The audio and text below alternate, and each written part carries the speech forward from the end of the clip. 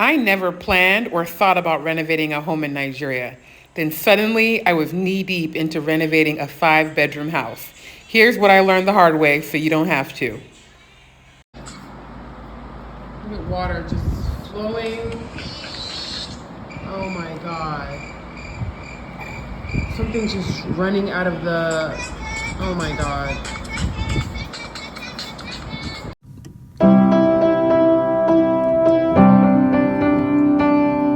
Number one, unexpected realities of renovating in Anambra. I did not plan to renovate. I was looking for a simple 2 bedroom, 2 bath to chill, but then ended up having to renovate because sometimes you don't choose a renovation chooses you.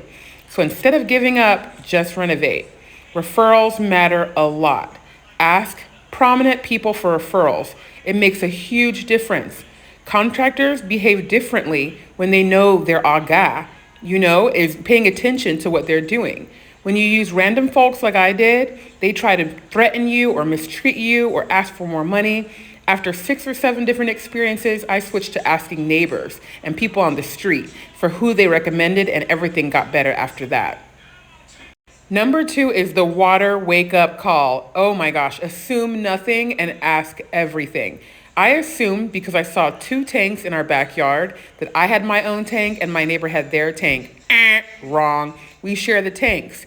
And a lot of people just use buckets. So who knows what they're doing, why the water is always gone. Maybe after they pump, everyone in their house just takes all the water and puts it in the bucket. And I'm over here thinking, let me go and shower. No water. So make sure where you move, you have your own tank.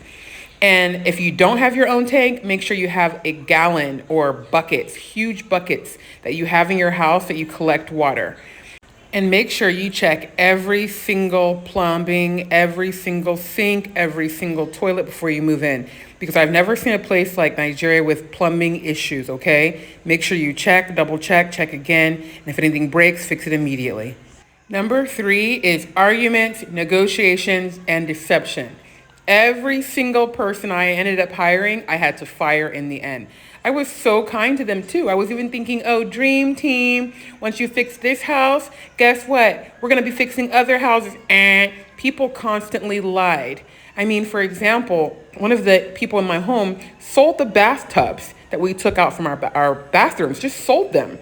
And then another guy was telling me, oh, yes, all the wall sockets are 2,500 naira. I got about 30 of them. Later on, I found out they were only 500 naira each. It was actually so ridiculous because half the time I would go to the market with them and still get scammed. You know why? I found out as a new person in town, I would ask, okay, my electrician, or I would ask my plumber or my painter, where should we go to buy this? They would take me to their friend's shop, and I don't know if they called prior or what was going on, but together in cahoots, they would have different prices for stuff and then tell me. And I tried so hard to do different things like leave the shop, go to a shop next door, find out what the real price was. People do not care about you.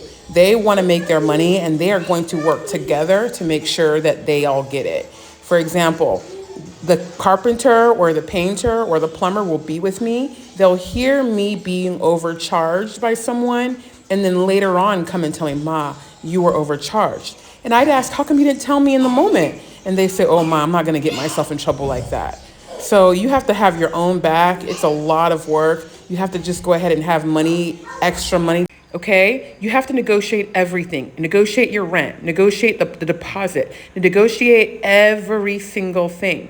And then when I say timelines are whatever, be aggressive, be clear, pay well, but demand they show up daily until it's done. They don't care about your timeline, so you have to enforce it. I mentioned arguments, didn't I? Well, sometimes the arguments will have nothing to do with you. In addition to paying your yearly rent, you have to pay an agency fee.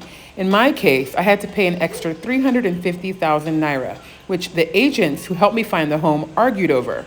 It took a week, but I eventually split it in half and sent it to both agents who helped me find the home.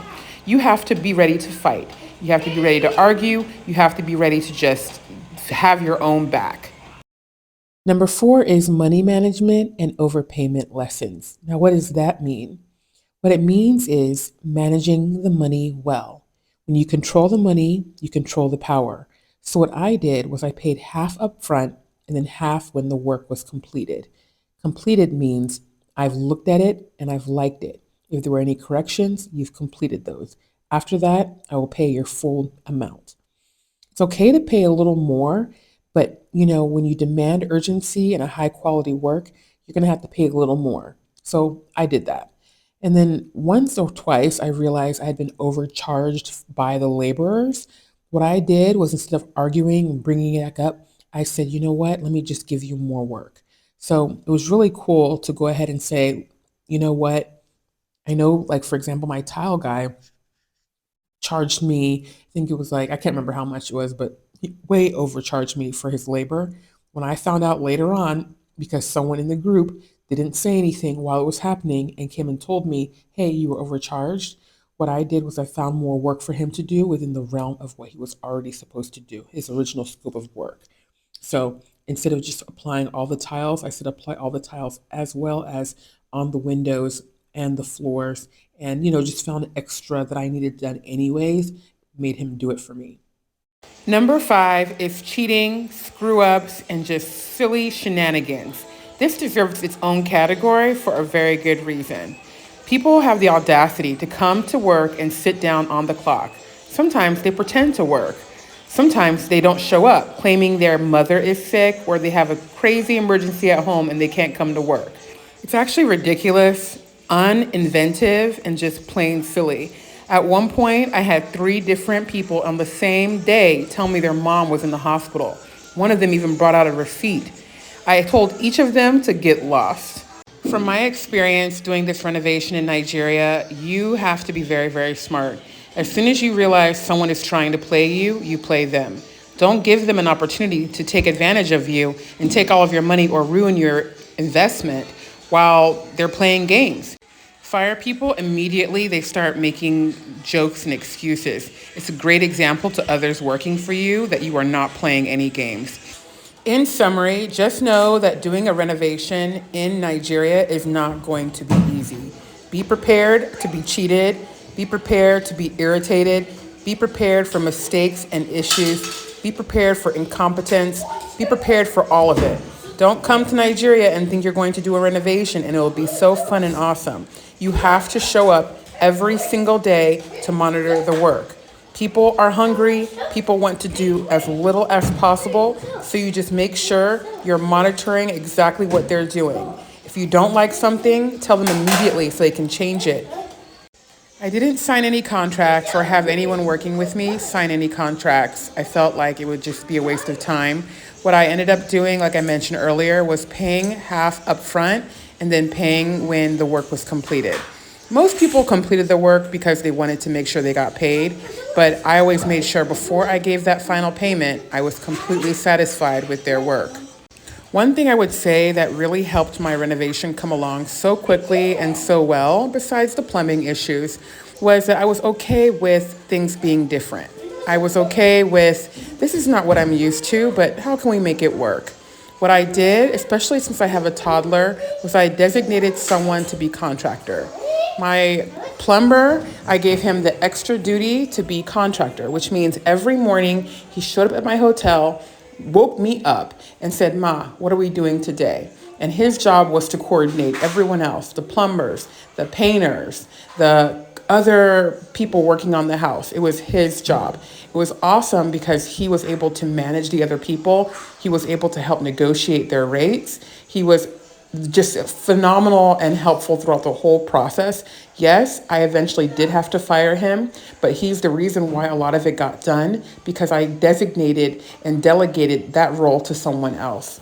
Next time, I would hire a real contractor, not just delegating someone as contractor, and hopefully it goes a lot more smoothly the next time. Thank you so much for watching, and please let me know in the comments if you have any questions. If this video found you at the right time, and maybe it's not a coincidence, go ahead and hit that like button and subscribe so we can keep growing through this journey together.